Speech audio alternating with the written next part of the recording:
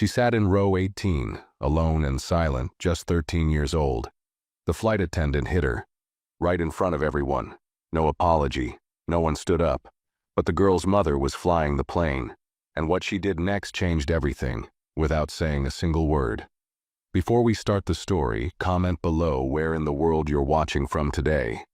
And if you enjoy stories like this, don't forget to subscribe and turn on the bell icon so you never miss the next one. Ziana Lowell sat quietly in seat 18C, her legs tucked in, sketchbook open on her lap. Her fingers moved in slow strokes, shading the wings of a bird she had been drawing since takeoff. Her backpack had been placed in the overhead bin above her by an older woman who noticed her struggling earlier. Ziana had whispered a thank you and taken her seat without causing any attention. She wore a gray hoodie and noise-canceling headphones that didn't fully cancel the noise. Every few minutes she glanced toward the aisle, careful not to make eye contact with anyone. She was flying alone for the first time, headed to California for a student art showcase her mom signed her up for. It was supposed to be a proud moment. Just as she bent down to sharpen her pencil with the tiny blade attached to her eraser cap, a sudden sharp voice snapped her head up. "Get up!" The flight attendant's voice wasn't loud, but it was cutting. A tall woman with a tight ponytail and stiff uniform stood over her. Her name tag read, Carmen Tisdale. Ziana blinked. She didn't understand. "Your bag's in the wrong place," Carmen said. "You can't just put it wherever you want. That's not how this works." Ziana's voice came out small. "A lady helped me. I didn't know." Before she could finish, Carmen slapped the back of her head with an open hand. Not hard enough to cause injury, but hard enough to sting and make the row behind them go silent. "Don't talk back," Carmen muttered, like she had done it before. Ziana's face flushed. Her mouth stayed shut. She didn't even reach up to touch the spot where she'd been hit.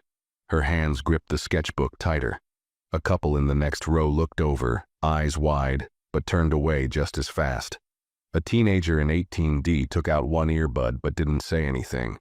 Carmen straightened her collar, adjusted her cart, and moved on as if nothing happened. The airplane lights dimmed slightly. The buzz of engines filled the silence. Ziana lowered her head again, but this time, her pencil didn't move.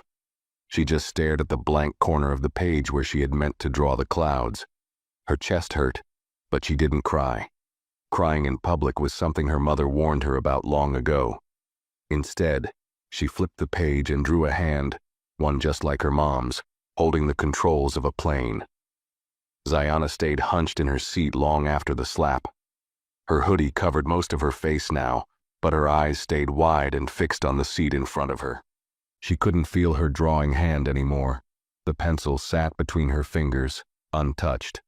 Around her, the cabin returned to its quiet rhythm, plastic trays closing, soft chatter, the rolling of the cart. But inside her, something had locked up. She tried to breathe slow like her mom taught her before competitions. Breathe in through the nose, hold it, let it go. But each breath caught halfway. She didn't feel safe. She didn't feel seen. She felt smaller than she ever had, like the seat itself was trying to disappear with her in it. A few rows behind, someone laughed, an easy, careless laugh, and it twisted in her ears. It wasn't the kind of sound that hurt her. It was the kind that reminded her no one else was hurting. No one else had been slapped. No one else was scared. Just her. She reached into her hoodie pocket and pulled out her phone. The signal was weak, but her last message to her mom still showed on the screen. "We just boarded. I'm okay." She stared at it. Her thumb hovered over the keyboard. Then she locked the screen and slid it back into her pocket. In her lap, the drawing of the hand on the controls looked shaky now. The lines weren't steady. She turned the page again. Blank. She pressed the pencil down hard. Too hard, until it snapped. The sound wasn't loud, but she still flinched. The flight attendant, Carmen, passed by again, this time without looking. She smiled at a couple in row 19 and handed them a ginger ale with a napkin tucked under the cup. Ziana didn't ask for anything. She didn't press the call button. She sat still, letting the cold settle into her spine. She wondered if Carmen even remembered what she did, or if it was normal for her. A habit. Zayana wasn't sure what felt worse, the slap or the feeling that it didn't mean anything to the woman who did it. The lights in the cabin shifted to a warmer glow as the plane leveled out, but nothing about the air around Zayana felt warmer. Her hands lay flat on her thighs now, the broken pencil placed gently on her tray table like a piece of evidence no one would ever look at. She didn't touch her sketchbook again. Every part of her felt watched, even though no one was looking. That was the strange part. They had all seen it, but no one seemed to care. Carmen returned down the aisle, offering drinks this time. Zayana didn't look up. She kept her eyes on her knees, her breath slow and shallow. She could hear Carmen's voice, sweet, polite, too polite, as she spoke to the couple in 19A and 19B. "Would you like sparkling or still?" Her tone was light, pleasant, practiced, a sound meant for people who mattered. When Carmen reached row 18, she paused just long enough to see Zayana wasn't making eye contact. She didn't speak. She simply skipped the row entirely and moved on. Zayana didn't move. It was so clear. She was being erased, not loud, not direct, just ignored. A man in 18A, older, salt and pepper hair, clean gray sweater, shifted in his seat. He had noticed. He'd been noticing for a while now. He looked down at Zayana, then toward the aisle where Carmen had just walked. He pressed his call button. Nothing happened. A few minutes passed. Then he pressed it again. Still no response. Zayana glanced at him just once. Their eyes met for a moment. His expression was quiet but firm. She quickly looked away, nervous that someone might think she was causing more trouble. The man leaned slightly toward her, keeping his voice low. "Did she hit you?" Zayana's heart pounded. She didn't speak. She simply nodded once, almost too small to see. He didn't say anything right away. He sat back, folding his hands on his lap, then reached into the seat pocket and took out a small leather notebook. He began writing something carefully, line by line, with a calm hand. Then he looked at Zayana again. "Don't worry," he said gently. "You're not alone right now." Zayana felt a lump form in her throat. She bit the inside of her cheek to keep the tears from pushing forward. She wasn't sure if he meant it, or if this was something people just said to sound kind. But for a second she didn't feel invisible. She turned her eyes to the window. Clouds hung like soft mountains outside. She used to think clouds looked like safe places, but right now, they looked far away. Too far. Inside her pocket, her phone buzzed once. She pulled it out slowly. A new message from her mom lit up the screen. "Let me know when you land.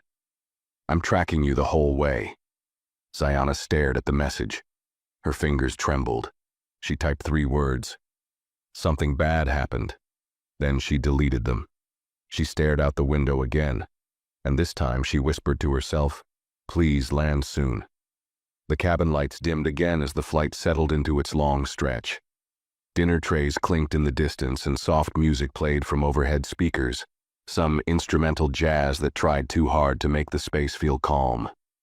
Zayana sat motionless, her head tilted against the window, but her body stiff, like she was bracing for something that hadn't happened yet. She kept her face turned away from the aisle, eyes watching the clouds slip by, though nothing outside felt real. Everything in her chest felt tight and jumbled, anger, fear, confusion. But above all that, shame. That quiet kind of shame that doesn't come from doing something wrong, but from being treated like you did. Her cheek still held the ghost of Carmen's slap, not the pain. It hadn't hurt that long, but the meaning behind it stayed. She kept replaying it over and over, the way Carmen's hand moved without hesitation. The look in her eyes, like Zayana didn't belong there. Like she was interrupting something just by existing. She wanted to cry, not because it hurt, but because she felt stupid for not speaking up, for sitting still, for going quiet when she should have said something. But that's not how she was raised. Her mom always said, "Stay calm, let the world show itself, then decide how to move." It made sense in theory, But now, sitting on a plane with people who saw and said nothing, it felt like doing nothing was just another way to get stepped on. She thought about pressing the call button herself, about asking for water, about testing whether Carmen would come back if she asked, but her finger hovered over the button and never moved.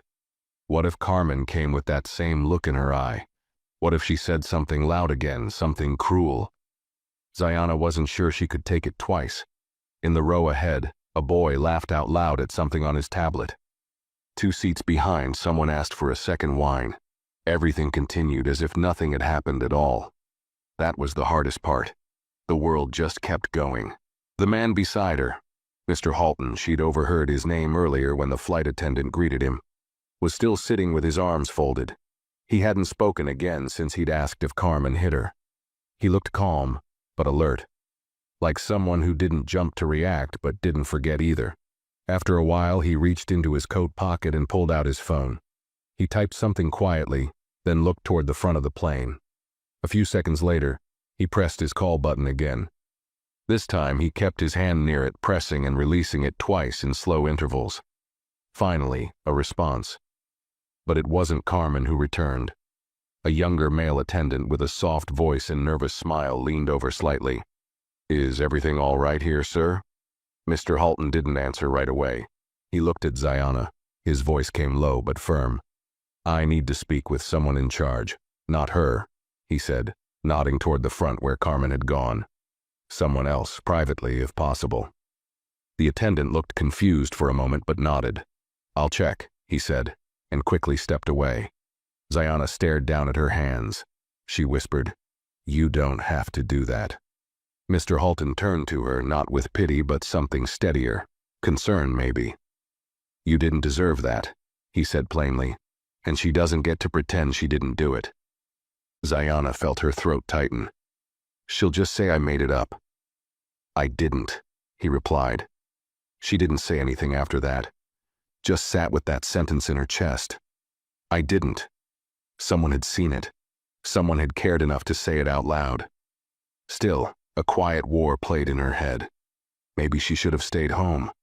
Maybe flying alone had been a bad idea. Her mom had said she'd be fine, had said she was ready. But maybe she wasn't. Maybe she'd messed it all up just by being here. She took out her sketchbook again. The bird she'd drawn before was still there, unfinished, one wing longer than the other. She flipped the page and, with the edge of the broken pencil, began tracing a new shape. Slowly, a different outline appeared. A woman in uniform, hand steady on the controls of a plane. Her mother.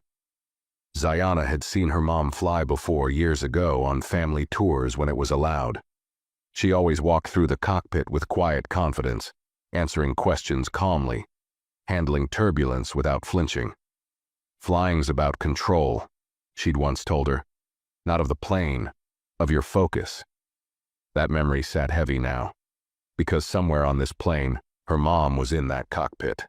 Ziana hadn't seen her since boarding, hadn't been allowed to. She hadn't told anyone who her mom was, not even the passengers around her. It was safer that way, professional rules, boundaries. But now, sitting here with a burning cheek and a stomach full of knots, Ziana felt a sharp ache in her chest.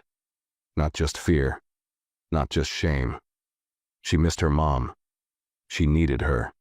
And yet, the distance between row 18 and the cockpit felt like miles. Carmen's voice drifted back from the front of the cabin, laughing lightly with another passenger. The sound didn't match the weight in Ziana Lowell's chest. It was the kind of laugh that felt practiced, polished. The kind flight attendants used to make passengers feel special. Ziana stared down at her lap, wondering how someone could be so two-faced, so cruel in private, and so charming in front of everyone else. The air felt heavier now. Her hoodie clung to the back of her neck. Her arms were crossed tight. She hadn't moved much in nearly an hour, but her muscles were sore from the way she was holding herself together. She shifted slightly, then winced. Her legs tingled from being still too long, but moving felt like too much. Too risky. What if someone saw her fidget and thought she was a problem again? Across the aisle, a woman handed back a tray and smiled. Carmen leaned over and called her sweetheart. Ziana caught that moment and it landed wrong in her stomach. Sweetheart. That word hadn't been used on her. She had only gotten commands, warnings, slaps. She had hoped someone would speak up earlier. Someone. Anyone. A middle-aged woman in 17C had glanced over during the slap, just one startled look, and then turned right back to her magazine.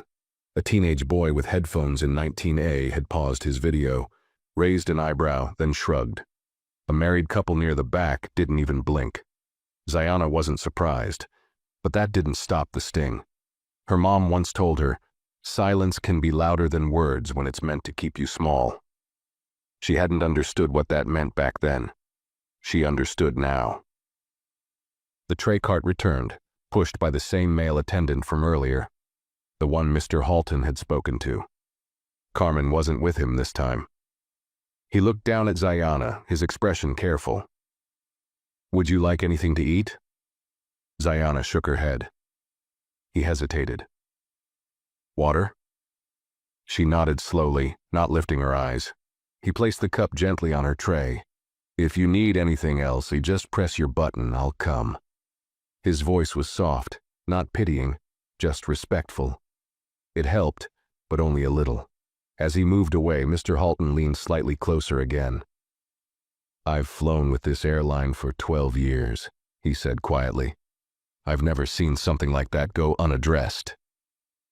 Ziana didn't answer. She couldn't trust words right now, but she appreciated that he wasn't trying to fix it with a joke or tell her it would all be okay. He just told the truth. Her fingers tapped on her sketchbook. Tap, tap, tap.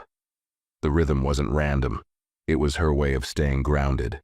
Her mom taught her that too. "Create your own sound when the world tries to drown you out," she'd said once during a rough year in middle school. Back then, it had helped Ziana feel less invisible. Right now, though, nothing could block out the silence of being ignored. She glanced again at the front of the plane. The cockpit door stayed closed, as it should. But behind that door, just steps away, sat her mother, Commander Alara Brooks, chief pilot, flight leader, the woman who had trained for 20 years to sit in that chair, the woman who had flown through sandstorms in Qatar and snowfields in Greenland, the woman who held complete control over every inch of this aircraft. But Alara didn't know what had happened back here. That's what made it worse. Ziana could almost picture her, hands firm on the throttle, eyes scanning controls, headset snug over her curls, focused on the instruments, calm, steady, and completely unaware that her daughter was sitting in the back of this plane, shrinking under the weight of a moment she didn't know how to escape from. Part of Ziana wanted to break the rule. Just go up to the front, say her name, tell someone, "That's my mom up there." But something inside her tightened at the idea. It wasn't fear of punishment, it was fear of making things worse, of turning her mom's job, her reputation, into a conflict, into a situation. What if someone said she was manipulating things? What if Carmen turned it around and claimed Ziana was disruptive? She couldn't risk that. Not when her mom had worked so hard to be taken seriously in a space that rarely allowed women, especially women like her, to lead. Ziana had seen it all growing up. The double stares, the passive-aggressive comments, the way men questioned her mom's instructions like they needed confirmation. Alara had never let it show, but Ziana had felt it every time. She wouldn't put her mother in that spot. And yet, a quiet voice whispered inside her, "But what about you?" What about the fact that she'd been struck? That she'd been humiliated, erased, and treated like she didn't belong? Didn't she deserve to be protected too? She wiped her nose on her sleeve gently. She didn't want to cry. Crying would feel like giving Carmen something else to look down on. Instead, she opened her sketchbook again and pressed the pencil to the page, harder than before. The woman in the drawing, her mom, now had sharper eyes. The lines were deeper, her hands stronger. Ziana looked at the cockpit door one more time. She didn't know what would happen next, but something inside her had shifted. Maybe she couldn't speak up loudly, but she wouldn't stay invisible. Not anymore. 10 rows ahead, the soft ding of the flight phone echoed through the cabin. It was brief, just a single tone, but it cut through the low hum of engine noise and meal service like a signal. Most passengers didn't notice, but Carmen Tisdale, standing near the galley, did. She froze mid-pour, one hand steadying a bottle of sparkling water over a glass for a well-dressed man in business class. Her eyes narrowed for a split second, then she straightened and set the bottle down. "Excuse me," she said with a quick smile. Her voice was sugar-smooth, polished again. She turned and walked briskly toward the front. Ziana Lowell didn't see Carmen leave. She was still curled slightly in her seat, holding her sketchbook like it anchored her. But something in the air shifted. The pressure changed, and while she couldn't explain why, she sensed something had begun. Mr. Halton, still seated beside her, noticed too. He reached into his jacket pocket again, pulled out a business card, and quietly slid it into the flap of Ziana's sketchbook without a word. She glanced at him, confused, and he said gently, "Just in case someone pretends none of this happened." Ziana held the card in her fingers. It was heavy cardstock, plain white, clean font, Gideon Halton, civil rights attorney. Her stomach flipped, not because she felt safer, though she did a little, but because this confirmed something she hadn't been sure of until now. It wasn't all in her head. Someone else believed it mattered. Up at the front of the plane, Carmen stood just outside the cockpit door, adjusting her uniform as if preparing for inspection. She pressed the small button again, waited, and the lock clicked open. A man with a headset leaned out, co-pilot Bryce Emerson. He didn't smile. "Captain Brooks would like a word," he said quietly, then stepped back. Carmen blinked, unsure. "Now?" she said immediately. Inside the cockpit, Commander Alara Brooks didn't turn around right away. Her eyes remained on the instrument panel, hands calmly switching settings as they entered cruising altitude. She had flown this route dozens of times, but this time her body held a stillness that didn't come from focus. It came from restraint. When Carmen stepped into the cockpit, Alara finally turned her chair just slightly, enough to face her. Her expression was unreadable. Her voice, when it came, was level. Cool, not cold, but firm enough that even the air felt sharper. "I've received a report," Alara said, "that a minor passenger in row 18 was physically struck by a member of cabin crew." She didn't raise her voice. She didn't blink. "Was that you?" Carmen's posture stiffened. "Captain, there was a misunderstanding. The girl was being difficult. I needed her to follow instructions." "She was struck?" Alara repeated, slower this time. "Answer yes or no." There was a long pause. Carmen's jaw tightened. "I corrected her posture. It wasn't forceful, nothing aggressive." Alara didn't move. "A witness says otherwise. Passenger in 18A. Multiple call button presses were ignored, and it seems you skipped her during service." Carmen's cheeks flushed. She had an attitude. "These solo miners sometimes think they're—" "Finish that sentence," Alara said, her voice a little quieter now. "I want to hear exactly what you think she is." Carmen didn't. She swallowed hard. Alara turned back to her controls. "You'll remove yourself from the cabin for the rest of the flight. Your shift is suspended pending immediate review. You will not address or approach row 18 again." I don't think this is necessary," Carmen stammered. "With all due respect, Captain, this is a bit extreme for a minor miscommunication." Alara didn't look at her again. Her voice dropped low, measured even. "She is not just a passenger, she is my daughter." Carmen's face drained of all color. "I put her on this flight under full compliance. She boarded quietly. She followed every rule. You assaulted her." Alara's words were almost too calm now. "And now I am giving you one last professional courtesy before this becomes formal disciplinary action." Carmen opened her mouth, but no words came out. Alara pressed the comm switch and spoke without turning. "First Officer Emerson will supervise your removal to the staff jump seat at the rear. You are done for this flight." Carmen was escorted out silently, her face pale and mask-like. The cabin door closed behind her with a soft click. Back in row 18, Ziana didn't know what had just happened. The sound of the door closing was faint, but something in her chest loosened, just slightly. The tension in her jaw, her shoulders, her back, still present but shifting. The new male attendant returned and offered her a blanket. She didn't ask for one, but he said, "Captain Brooks asked me to make sure you're comfortable." Ziana blinked. She didn't speak, just nodded slowly.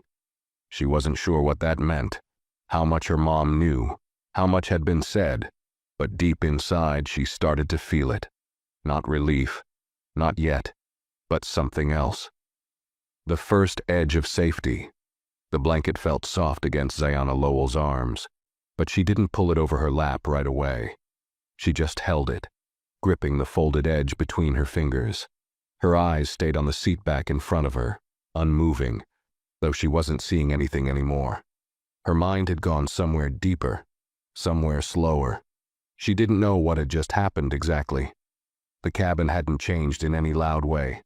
No one had raised their voice, no big announcements. But Carmen was gone, vanished like smoke. One moment she was weaving down the aisle with her sharp tongue and polite poison, and the next, nothing. The new male attendant, his name tag said L. McRae, now made quiet rounds through the cabin. His voice was gentle, offering water, pillows, soft smiles. Nothing fake, nothing forced. Just kind.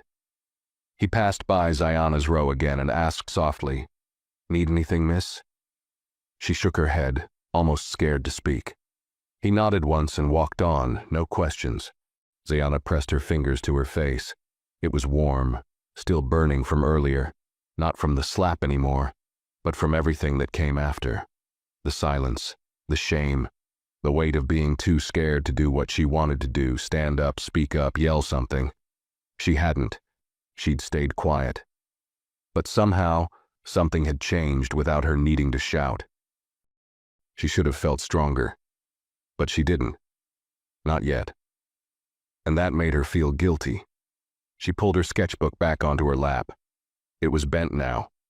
The cover creased from being held so tightly. Inside, the pencil drawings had smudged. Her mom's face half faded on the page. She flipped to a new sheet but couldn't draw. The lines wouldn't come. Her hand hovered for long moments, unsure, not from lack of skill, but because she didn't know what to feel. Was she relieved? Was she angry? Was she weak for not telling the truth out loud? Or was staying quiet the only way to survive? A strange noise rose in her throat. Not a sob. Not quite. More like a tight breath wrapped in frustration. She let it out slowly and leaned her forehead against the cool window. Outside, night had begun to spread across the sky. The clouds below were darkening. The sun dipped at an angle, casting soft streaks of orange and violet across the horizon. It looked beautiful. It also looked so far away from everything that had just happened inside the plane. Ziana closed her eyes. She pictured her mom behind the cockpit door, hands steady, eyes forward. She imagined how she must have sounded when she spoke to her crew. Calm, direct, in control. She always was. Ziana had never seen her mother panic, never seen her lash out.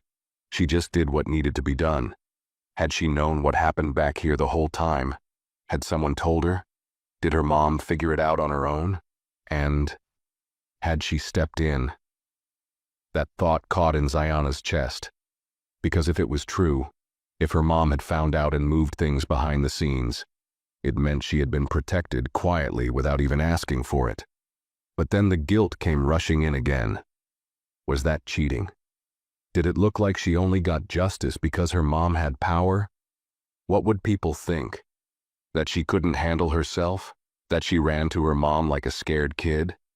She hated that thought. She hated that being helped could feel like weakness. And yet, she didn't hate that someone had cared enough to do it. Ziana opened her phone again. No service, just the old messages still on the screen. She reread the one from her mom. "Let me know when you land. I'm tracking you the whole way." She stared at it, then typed something. "I'm okay. Kinda." She didn't send it, not yet. Instead, she saved it in drafts and tucked her phone back away. From the front of the cabin, She heard the soft voice of the co-pilot make a minor announcement, just a time update and a weather note for their destination. Nothing urgent. But the voice calmed her. It was steady, measured. She imagined her mom was right there beside him, flying through the dark with hands so familiar they didn't even tremble anymore. Zayana leaned her head back and slowly pulled the blanket up to her chest. It smelled like clean cotton and something faintly like lavender. It felt safe.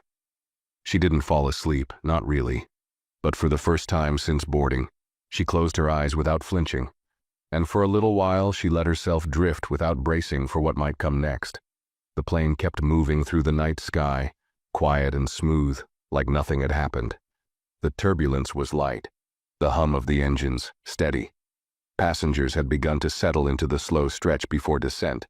Dim cabin, half-empty trays, seatbacks reclined slightly. Some were asleep, some scrolled on their phones, some whispered across armrests. But no one looked toward row 18 anymore. No one acted like the girl sitting there mattered. Zayana Lowell stayed wrapped in the blanket now, arms tucked beneath it like armor. Her sketchbook was closed for the first time since takeoff. She didn't feel like drawing. Her fingers were tired, not from movement, but from holding so much tension all day. She flexed them under the blanket, one at a time, like stretching pain out of a bruise. Every time she closed her eyes, she saw the same image, Carmen's face, that cold, fake smile, the sharp snap of her hand, the sound of silence afterward. Then the worst part, the looks, the averted glances, the turned heads, the quiet consent, that feeling of being so visible for one moment, and then immediately erased. She wondered if that's how her mom had felt all those years building her career. The first black woman in so many rooms full of men who didn't expect her to belong. Probably worse. But somehow her mom never showed that weight. She carried it behind her straight shoulders and quiet authority. Zayana felt like her shoulders were still hunched. She tried to sit straighter, but the effort felt awkward, forced, as if her body was stuck in the memory. Footsteps approached from the front again, light but quick. A small sound, nothing loud, just leather soles on carpet. Zayana didn't turn her head. She didn't need to. A voice stopped beside her row. Calm, measured. "Excuse me, is it all right if I sit for a moment?" Zayana turned her head slowly. It was the co-pilot, a man in his 40s, clean-shaven, dark tie, nameplate reading First Officer B. Emerson. He looked straight at her, his hands folded, respectful. He gestured toward the empty middle seat beside her. "Only if you're comfortable with that," he added. Zayana nodded, unsure why. He sat down gently, not too close, keeping a small distance. His posture relaxed, not intrusive. "I won't take much of your time," he said. "I just wanted to say, you were seen." Zayana blinked. He didn't explain. He let the words hang there, not just witnessed, seen, recognized. She didn't know how to respond. The man glanced around to be sure no one else was listening, then lowered his voice. "I won't speak out of turn, but I've worked with Captain Brooks for 8 years, and I've never seen her pause mid-flight to make a phone call from the cockpit." He gave a small smile, not amused, respectful. "She told me to make sure you knew without making a scene that what happened today was not okay, and it's being handled." Zayana stared down at her lap, her throat thick. Her voice barely made it out. "Is she mad at me?" The co-pilot's eyebrows lifted. "Mad? At you?" He shook his head. "She's furious, but not with you. She's furious that someone thought they could treat you like that and not answer for it." Zayana's eyes burned suddenly. She didn't want them to. She looked away quickly, swallowing hard. "She didn't come back here herself because she said she didn't want to embarrass you, didn't want to make it harder. She said..." He paused, then repeated softly, "She'll already have to carry enough of that moment. I won't let the spotlight add more." Zayana's chin trembled. She bit her lip and nodded. Once. Small. Sharp. "She also asked me to check if you'd like to come to the cockpit before we land." Not for any reason, just to see her. But only if you want to. Zayana didn't answer right away. She didn't trust her voice. The emotions rising were too much, too fast. Her chest ached with a tight swirl of things. Relief, love, sadness, guilt, pride, exhaustion. The co-pilot didn't press. He simply stood up after a moment. "Take your time. We've got a bit before descent." He gave a short nod, then walked quietly back toward the front. Zayana turned her face toward the window again, her eyes blurred now. Her mom knew. Her mom knew. And instead of turning it into a scene, she'd made it right from the shadows. Quiet, controlled, just like her. Zayana let herself cry now, just a little. Not because she was weak, because she realized she hadn't been alone. Not for a second. She wasn't small. She wasn't forgotten. She was seen. For a long time, Zayana Lowell didn't move.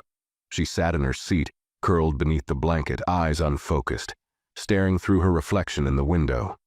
The sky outside was darker now, the last hints of sunset swallowed by night. The cabin glowed dimly behind her. Soft yellows, blinking seatbelt signs, the occasional rustle of someone shifting or coughing. But inside her, the noise had quieted. She kept replaying what the co-pilot said. You were seen. No one had ever said that to her before. Not like that. Not in a moment where she felt so small she barely believed she existed to the people around her. And her mother. Her mother had known the whole time, had felt it, had acted. Not with panic, not with shouting, but with a kind of power that moved in silence. Zayana reached up and wiped her face with the sleeve of her hoodie. The fabric was rough and slightly damp now, but it felt real. More real than the numbness she'd been wrapped in for hours. Her breath was slow, deeper now. Her chest still ached, but it wasn't fear anymore. It was something else. A quiet grief. Not just for what happened to her today, but for all the time she had swallowed moments like this and said nothing. She thought about her old school, about the counselor who once told her she should tone down the attitude if she wanted to be liked more. She remembered a teacher who had accused her of copying a project because middle schoolers don't usually write like that. She remembered the cashier who handed change to the white girl behind her first. Each of those moments felt small when they happened. She never told anyone, not even her mom. But today wasn't small. Today, someone laid a hand on her. And today, someone paid attention. She reached for her phone and opened her draft message again. I'm okay. Kinda. Her thumb hovered, then deleted the words. She started over. I heard you knew. Thank you. She didn't send it, not yet, but it felt good to write. She looked around the cabin now. Everyone else seemed normal, comfortable, watching movies, flipping pages, sipping water, stretching legs. The kind of quiet that comes after dinner service and before landing. None of them knew what it took for Zayana to feel safe again. None of them would remember this flight. But she would. She turned slightly and looked at the middle seat between her and Mr. Halton. He was awake, reading now, a slim paperback held in one hand, glasses perched on his nose. He hadn't said anything since earlier. He didn't need to. She reached into her sketchbook, pulled out the card he'd given her and slid it gently into her hoodie pocket. She didn't know if she'd need it. Maybe she wouldn't. But it felt good to hold something that said, "You matter enough for someone to take notes." The announcement tone dinged, soft and familiar. A calm voice came over the intercom. Ladies and gentlemen, this is your captain. We'll be beginning our descent shortly. We've had a smooth ride so far, and weather in the area remains clear. On behalf of the entire crew, thank you for flying with us tonight. Zayana closed her eyes. That voice. Her mother's voice. She hadn't heard it since the morning before boarding. Now it came not as a comfort from across a kitchen table, but through a speaker overhead, calm and unshakable, carrying the whole aircraft beneath it. She felt her throat close slightly. She wanted to cry again, but this time the tears weren't heavy. They were full of something she hadn't known she needed until today. She reached for her sketchbook again, flipped past the old pages, and found one that was half drawn. A flight deck, control panels, levers, small blinking lights. She began filling it in, carefully. The outlines were clearer now. She added a figure in the seat. Sharp posture, hair in a bun, eyes forward. Then she drew a second figure just behind her, standing at the doorway, smaller but strong, watching. For the first time since she boarded, Zayana smiled. It was small. No one saw it, but it was real.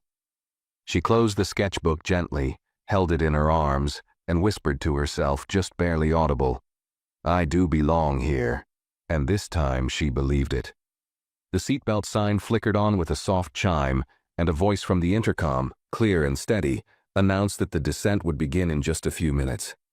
Zayana Lowell fastened her belt without looking down. Her hands moved on their own, automatic, but her thoughts weren't in the present. She stared at the back of the seat in front of her, her face expressionless, but inside, she was sorting through everything, one piece at a time. She wasn't trying to forget what happened anymore. She was trying to understand it, trying to make sense of why something so wrong could happen in public, why no one had stopped it, and why it had taken someone in power, someone connected, to finally make it matter. The ache in her chest wasn't fear now. It was heaviness, a full-body kind, the kind that settled in your bones after you kept quiet too long. She thought about Carmen again, the way she'd acted so confident, like Zayana was the one being difficult, like correcting a child with her hand was normal, expected, even justified. That moment hadn't been about rules. It hadn't even been about the bag. It was about placement, about where Carmen thought Zayana belonged. Not in that overhead bin, not in that seat, not in first boarding, not in that airspace, and certainly not being defended. That slap wasn't just physical. It was a message. But now, Zayana understood something Carmen hadn't. She did belong, and someone powerful had made that clear without ever raising her voice. The quiet reappearance of the male attendant, Mr. McRae, interrupted her thoughts. He knelt gently in the aisle beside her. "Miss Lowell," he said softly, "Captain Brooks wanted me to let you know. You can come up now if you'd like." She said the cockpits opened for just a few more minutes before final approach. Zayana's heart skipped. She hesitated. Her first instinct was to say no, stay in her seat, avoid attention, avoid being seen walking through the cabin where people would watch, maybe whisper, maybe ask questions. But then again, hadn't she spent enough time trying not to be seen? She nodded, just once. He smiled and stood. "Follow me when you're ready." Zayana peeled the blanket off slowly. Her legs were stiff. Her body didn't want to move at first, every muscle sore from holding tension all flight. But she stood, carefully, one foot, then the other. Her sketchbook she left on the seat. As she stepped into the aisle, a few heads turned. Not many. A woman gave her a passing glance, then looked back down. A man barely noticed. No one stopped her. No one whispered. Maybe they didn't know what had happened. Or maybe they knew and just didn't want to remember. Zayana didn't care. She walked forward. Each step felt strange, like she was walking into a place that hadn't been built for her. But step by step, the weight began to lift. Slowly, quietly, until she reached the door. The cockpit opened with a quiet click, and there she was. Elara Brooks, in uniform, headset off, chair turned toward the door. Her mother. Her eyes softened immediately, and in that one look Zayana felt everything. The strength, the worry, the love. Not panic, not guilt, just fierce, unwavering protection. "Hey, baby," Elara said softly. Zayana didn't speak at first. Her throat tightened again, but this time not with fear. With relief, with everything she'd been carrying for hours and didn't know how to say. She stepped in. Elara stood and opened her arms. Not fast, not overly emotional. Just open, waiting. Zayana walked straight into her, buried her face into her mother's chest and didn't speak for a full minute. Elara held her. Not tightly, not with a crushing grip, just long enough for Zayana to feel the steady heartbeat beneath the uniform. The kind of rhythm that said, "I've got you." "I didn't know what to do," Zayana whispered into her shoulder. I didn't say anything. I just sat there. Ilara pulled back enough to look at her. You didn't have to say anything, she said. That wasn't your job, that was mine. Zayana blinked through tears. I didn't want to make it about you. Ilara smiled faintly. It wasn't about me. It was about someone thinking you didn't matter. And I wanted them to know they were wrong. The cockpit was quiet, filled only with the soft beeps of instruments and the low chatter of air traffic control in the background. The co-pilot gave them space, focused on preparing for descent. The moment was theirs. Ilara pointed toward the captain's seat. Want to sit for a minute? Zayana hesitated, then nodded. She stepped forward and lowered herself into the seat. Her feet didn't quite reach the pedals. Her hands hovered over the controls, careful not to touch anything. Ilara leaned over her shoulder. That's the yoke. This, she pointed to the panel, is your primary nav. And up there, that's where I watch the sky. Zayana stared at the panel, overwhelmed by how complex it looked, and how right it felt to be there. You fly all this by yourself? She asked. Ilara grinned. Number, it takes a team. But I lead the team. Zayana looked up at her mother. I think I want to learn this one day. Ilara's eyes lit up. She knelt beside her daughter again and said, calm and clear, then I'll teach you. The cockpit lights reflected off the windows, and somewhere outside, the landing gear began to deploy. The plane was descending, but inside, Zayana was rising, quietly, stronger than before. She wasn't just the girl in row 18 anymore. She was the daughter of the woman who flew the plane, and the girl who might fly it next. The cockpit hummed softly around them, filled with blinking panels, muted engine rumbles, and the low crackle of air traffic control feeding instructions through the speakers. The light was dim, tinged with pale green and amber, wrapping the space in a glow that felt half futuristic, half sacred. Zayana Lowell stayed in the captain's seat, both hands resting on her knees. She didn't touch the controls, but she didn't want to leave either. It was strange how safe she felt here, inside the room that held so much responsibility, so much power. She wasn't used to associating power with peace. But sitting here, inside the seat that led the entire plane, felt steadier than any place she'd been all day. Her mom, Captain Ilara Brooks, crouched beside her again, adjusting the cuff of her uniform. She didn't rush her daughter or ask if she was okay again. She just let her be. That was always how Ilara operated. Calm, observant, giving space but never stepping away too far. Zayana glanced down at the floor. You didn't get in trouble, did you? Ilara raised her eyebrows slightly. For what? For doing what you did. For me. Ilara smiled a little. Number. And if I had, I'd do it again. Zayana pressed her lips together. I didn't want people thinking I needed special treatment. Ilara leaned her arm on the side panel, looking at her daughter directly now. You didn't get special treatment.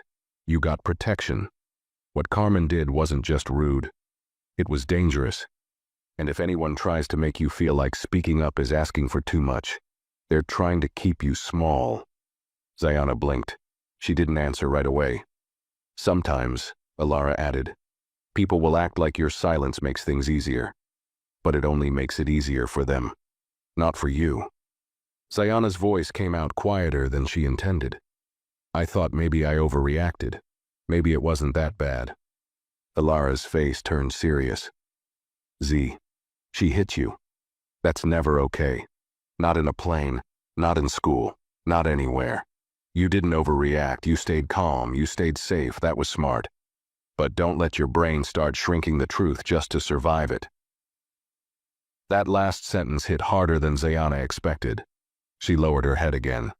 She had been shrinking it, mentally making it smaller so it would fit into something she could carry alone. But her mom wasn't letting her do that this time. She was forcing the truth to take up space. And that truth was this. Zayana had been wronged, silenced, and nearly convinced it didn't matter. Ilara reached out and adjusted the shoulder strap of Zayana's hoodie. You know, When I was first training to fly, I had an instructor who used to look me dead in the eye before every solo flight and say, "If you want the sky to respect you, you better take your seat like you own it." I didn't get it back then. I thought he was just being dramatic. She paused, then added, "Now I think he was right." Zayana looked up. "Even if people think you don't belong there?" "Especially then," Ilara said. A beat passed between them. Outside, the stars blinked faintly in the corner of the sky. Below them, city lights had begun to scatter across the earth like embers from a fire, some large, some faint, some in neat lines and others like spilled glitter. The world was getting closer. The co-pilot gently cleared his throat from behind them. "Captain, approach clearance just came through." Ilara nodded. "Right. Let's get ready." She turned to Zayana. "You can stay up here until we get close. Then you'll need to be back in your seat for landing." Zayana nodded, slowly rising. She stood beside the chair a second longer, taking it all in. The lights, the quiet confidence of the room, the steadiness of her mother's presence. Then she reached out and hugged Ilara again, this time tighter, not because she was scared, but because she was proud. Ilara hugged her back, murmuring into her hair, "You're stronger than you know." Zayana stepped out of the cockpit. The door closed gently behind her. The aisle stretched ahead, long and quiet. Her legs shook slightly, not from fear this time, but from release.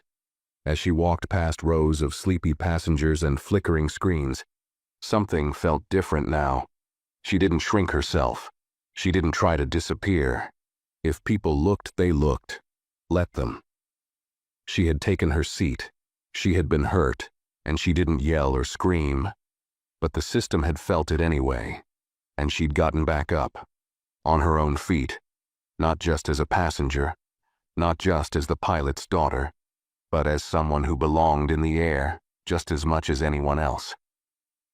Zayana Lowell walked back down the aisle slowly, each step measured, not rushed. Her legs still felt a little unsteady, like they were trying to relearn how to carry her weight, this new weight that wasn't about fear, but about truth. Her head wasn't bowed this time. She didn't scan for reactions or try to make herself smaller, but she felt every eye on her, whether they were watching or not. Some passengers glanced up briefly as she passed. Most didn't hold the look. No one said anything. But something about the silence had changed. It wasn't the cold, dismissive kind from earlier. It was quieter now, almost unsure. Like the people around her knew something had happened, but they didn't know how to ask about it. Or maybe they weren't sure if they had the right to. Zayana returned to row 18 and slid back into her seat without a word. Mr. Halton looked up from his book. He didn't smile. He didn't ask questions. He just closed the cover and said gently, "You all right?" Zayana nodded once. "Yeah, I think I am now." He gave a small nod in return, then passed her a fresh cup of water that he must have requested while she was gone. She took it, feeling the coolness against her palms. The kindness of it settled somewhere deep in her chest. She glanced toward the sketchbook she had left behind on the seat. It had shifted a little, the corner sticking out from beneath the armrest. She reached for it and pulled it back into her lap.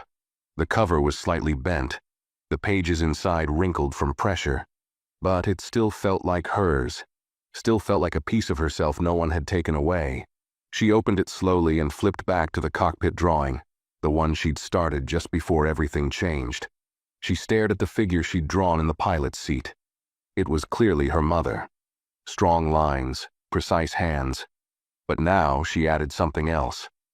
A headset, a soft crease of focus around her brow, and a quiet smile at the corner of her mouth.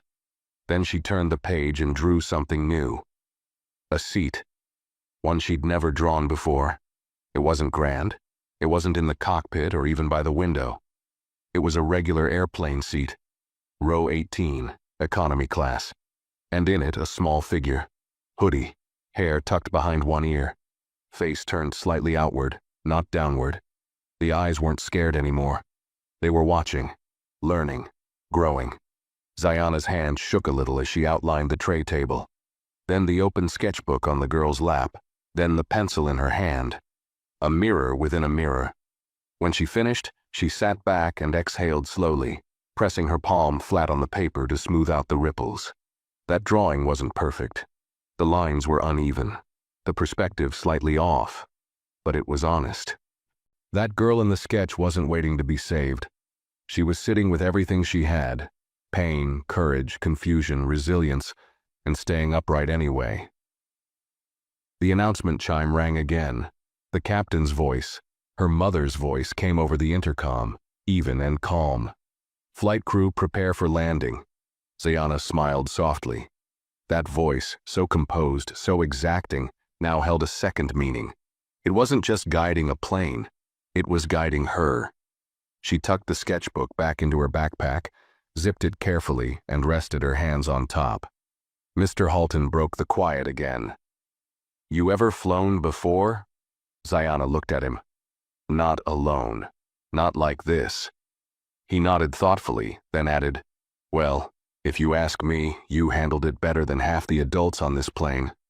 She didn't respond with words. She just let out a quiet breath of agreement, and for the first time all day, it didn't feel like a lie. The plane began its final descent. The soft tremble of wheels lowering, the dimming of lights, the shift in cabin pressure. And Zayana sat upright, back straight, eyes ahead, not bracing anymore but ready. Not to fight, not to hide, just to land, fully in her own seat on her own terms. The plane tilted gently as it began its final approach, the skyline of Denver coming into view through the cabin windows. Clusters of lights scattered across the ground, like someone had dropped a handful of stars and let them settle into place. Zayana Lowell sat upright, her back pressed lightly against the seat, hands still resting on her backpack. Her fingers didn't shake now, her shoulders no longer curled inward. But her mind was full. The weight of the day hadn't disappeared. It lived inside her still. But it had changed shape, less like something crushing her and more like something she was learning how to carry. Heavy, yes, but hers now. The descent was smooth. The cabin buzzed with quiet motion, passengers pulling on jackets, adjusting tray tables, whispering half-sentences to one another. But none of it reached Zayana in the same way it had earlier. Earlier, she had felt like she didn't belong here, like the air around her wasn't hers to breathe. Now she sat with a different kind of stillness. Not quiet out of fear, but out of presence. She wasn't hiding anymore. A soft voice came over the intercom. It was the co-pilot this time. "We'll be on the ground in approximately 6 minutes. Weather is clear. Thank you again for flying with us tonight." He didn't say her name, didn't mention what had happened, but somehow the words landed gently, like a confirmation that this story wasn't ending in silence. As the wheels touched down, the thump and roll vibrated through the cabin, and for a moment, Zayana closed her eyes. She let the sensation move through her, not just the landing, but everything. The slap, the shame, the blanket, the sketchbook, the cockpit, her mother's voice, the choice not to shrink. She opened her eyes slowly as the plane taxied to a stop. Lights along the runway glowed soft blue and white, casting long shadows on the tarmac. Outside, night had fully taken over. But Zayana didn't feel lost in the dark. The seatbelt sign clicked off with a ding, and the cabin stirred to life. Passengers reached for bags and coats. Laughter bubbled from somewhere in the back. No one rushed, but there was movement again. Normal, casual, indifferent. Zayana waited. She didn't stand. She wasn't going to push forward or squeeze into the aisle. For once, she wasn't in a hurry to disappear. Mr. Halton stood beside her, grabbing his briefcase from the overhead bin. He looked down at her, his eyes kind. "You ever need someone to remind you what you did today, kid? Just call me," he said, tapping his card again where it peeked from her pocket. Zayana smiled softly. "Thank you for not looking away." He nodded. "We're not all brave, but we all need someone who is." Then he stepped into the aisle and joined the line of passengers moving toward the door. Zayana stayed seated. The flight attendants didn't rush her. McRae gave her a polite nod, eyes careful, not intrusive, and then she saw her, standing just beyond the open cockpit door. Captain Elara Brooks, full uniform, arms crossed, head held high, waiting. Not in a way that said hurry up, not in a way that said I'm watching you, just there, steady, present, like a lighthouse at the edge of the sea. Ziana stood slowly, slipped her arms through her backpack. She took one step, then another, walking up the narrow aisle past passengers retrieving their bags, none of them speaking to her. She didn't need them to. As she stepped through the first-class section, she noticed something. 2 flight crew members waiting near the galley, quietly standing in position, eyes lowered slightly. Not defensive, not cold, just quiet, aware. Carmen was nowhere in sight. When she reached the cockpit, her mother didn't speak right away. She simply reached forward and gently fixed the collar of Ziana's hoodie where it had folded in. "Go on," Elara said, gesturing down the jet bridge. "I'll be right behind you." Ziana paused, looking at her. "You good?" her mother asked. Ziana nodded. "Yeah." She hesitated for just a moment longer, then whispered, "You didn't just land the plane." Elara tilted her head slightly.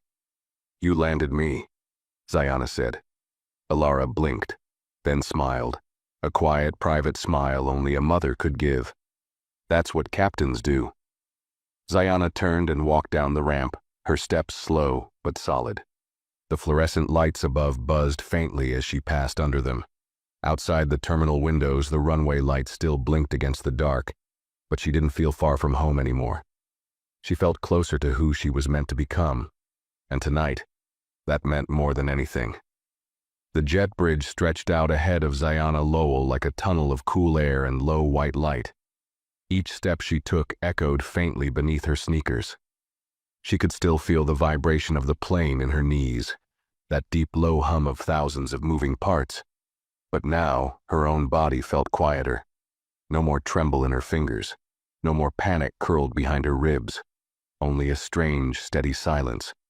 Passengers ahead of her walked in clumps, business travelers, parents with strollers, teenagers dragging duffel bags, all moving forward like it was just another flight.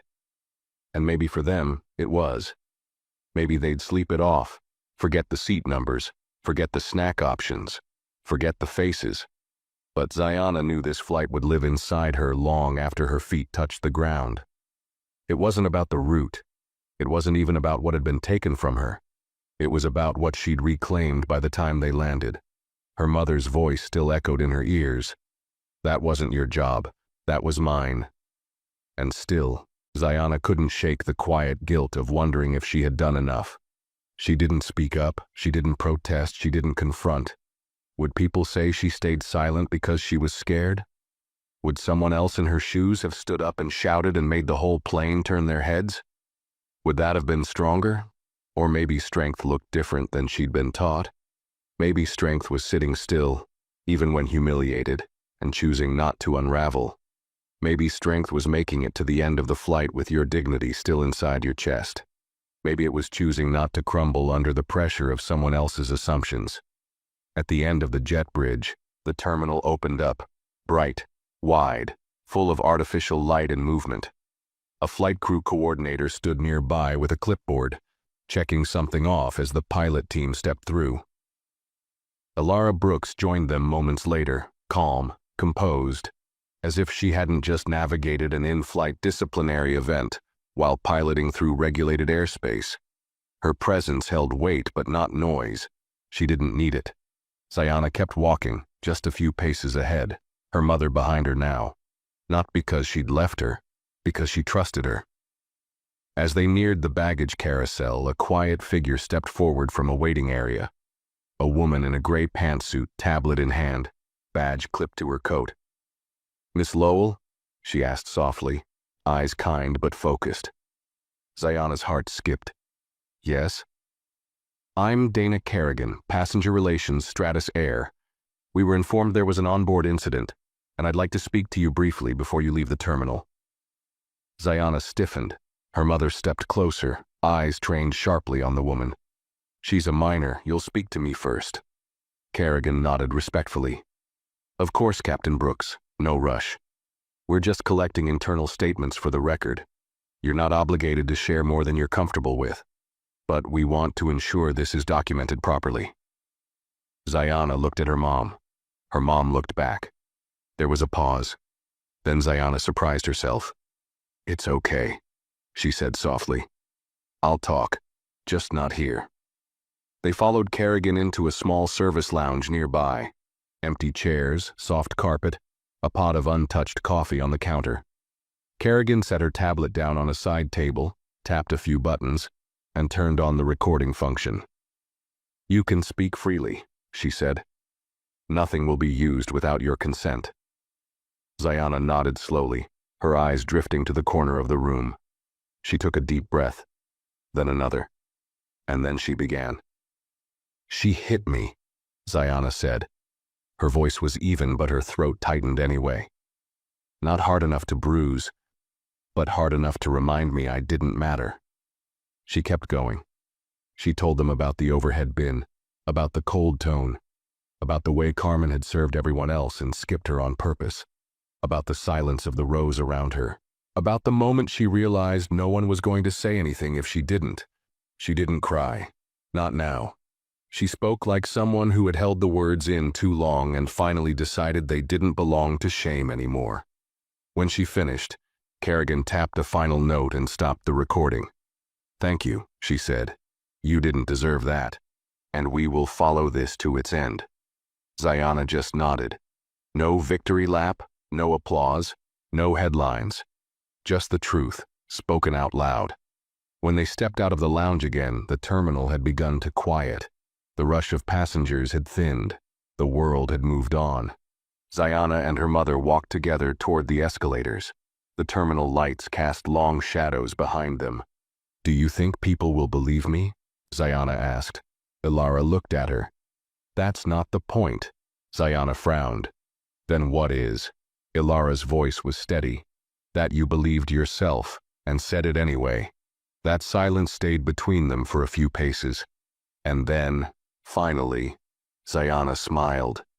Not because it was over, but because she was no longer carrying it alone.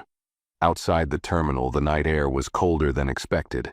The wind was dry but soft, curling through the drop-off lanes and rustling the hem of Zayana Lowell's hoodie as she stepped out onto the sidewalk. Her backpack was slung over one shoulder, sketchbook tucked securely inside. The wheels of her carry-on suitcase bumped quietly along the concrete as she walked beside her mother, who now carried her own pilot's duffel in one hand and kept the other gently at Zayana's back. Neither of them spoke for a while. The silence between them was no longer heavy, though. It was thoughtful, warm even. It was the kind of quiet that happens after something painful, when both people know the worst is behind them, but neither wants to rush the healing. A row of taxis waited at the curb. One pulled forward. Ilara opened the trunk for the driver, loaded both bags herself, quick and practiced, and then opened the back door for her daughter. Zayana slid in without a word. Ilara joined her a moment later and the door clicked shut behind them. As the car pulled away from the terminal, the lights of the airport faded into the background. The driver didn't speak. Just soft jazz on the radio and the steady motion of the highway beneath them. Zayana leaned her head against the cool window and looked out. For the first time in hours, she let her body fully relax. Her knees unwound, her shoulders dropped. The tension that had wrapped itself around her since takeoff had finally begun to leave her limbs. Her voice came out quiet. Do you think I should have done more? Her mother didn't answer right away. Zayana continued. Said something earlier, pushed back, told the passengers I don't know. Anything. Ilara's reply was soft. You did what you could. And you survived with your voice intact. That's already more than most. But it still happened, Zayana whispered. Even with you flying the plane, even with me doing everything right. Ilara nodded slowly. Yes, and that's what hurts the most. They rode in silence for another moment. Then Ilara added, but you turned it into something no one could erase. You made it real, spoken, documented. You took it out of the dark and placed it where someone had to see it. Zayana closed her eyes. She thought about Carmen, about the slap, about the silence, about the man who'd seen her, the water she didn't get, the blanket, the sketchbook, the co-pilot's voice, her mother waiting at the cockpit door, and then the drawing she made of herself in her own seat, facing forward. When she opened her eyes again, the lights of the city were growing taller. Buildings, signs, street lamps, a world full of motion and noise, still spinning forward. She reached into her bag and pulled out her sketchbook. Her thumb brushed over the worn edge of the cover. She opened it to a blank page. With the taxi humming beneath her, she began to draw, not to distract herself, not to hide, but to remember. She drew a plane, not from the outside, from the inside. She drew row 18, the aisle, the tray, the armrest, and in the seat she drew a girl, hoodie, quiet face, pencil in hand. But this time she added something new, a shadow behind the girl, a figure just out of frame, calm posture, steady stance, watching but not stepping in unless needed. It was her mother, not just the woman who flew the plane, but the one who helped her land again, even when she didn't know how. She closed the book and whispered, more to herself than anyone else, "I won't forget this." Ilara looked over. "You don't have to." As the car slowed in front of their hotel, the headlights lit up the front glass doors. The driver put it in park. Ilara reached for her bag, but Zayana paused. She looked at her mother, really looked. For years she had admired her from a distance, watched her walk through airports with quiet confidence, watched her sit behind polished desks and glass walls, watched her fly jets across time zones without breaking stride. But tonight, Zayana had seen something more. Her mother wasn't just strong, she was anchored. And tonight, when Zayana's voice was almost lost, that anchor had held. They stepped out into the cool night air again. Ilara held the door open as Zayana walked through first. The lobby lights were warm, golden, safe, the kind of glow that promised rest, not performance. No need to explain, no need to defend. Just breathe. As they entered the elevator, Ilara reached over and pressed the button for their floor. Zayana leaned against the wall, her eyes heavy now, a different kind of tired. Not fear, not grief, just release. When the doors opened and they stepped into their room, Ilara headed to her side of the suite and began to unbutton her uniform jacket. Zayana, still holding her sketchbook, crossed the room to the window and pulled back the curtain. The city stretched wide beneath them, glowing quietly. Planes blinked in the distance, high and small, moving across the sky like silent prayers. Zayana touched the glass. Then she whispered, "I want to fly one day. Like you." Behind her, Ilara's voice came low. "You already are." And in that still moment, surrounded by a world that had tried to silence her, Zayana Lowell stood tall in the quiet. Not invisible, not voiceless, not just someone's daughter, but her own beginning. If you felt something while watching this story, give it a like. Share your thoughts in the comments and make sure to subscribe to the channel for more powerful stories coming soon.